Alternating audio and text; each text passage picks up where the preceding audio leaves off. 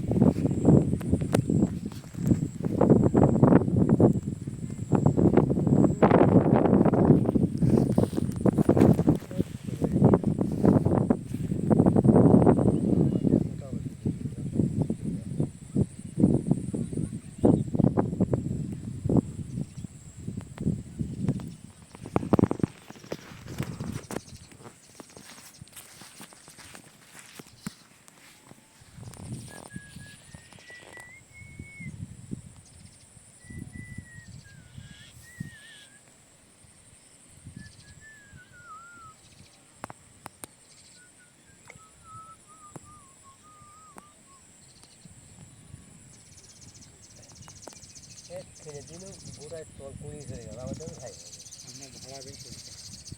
ভাড়া তো বেশি হবে।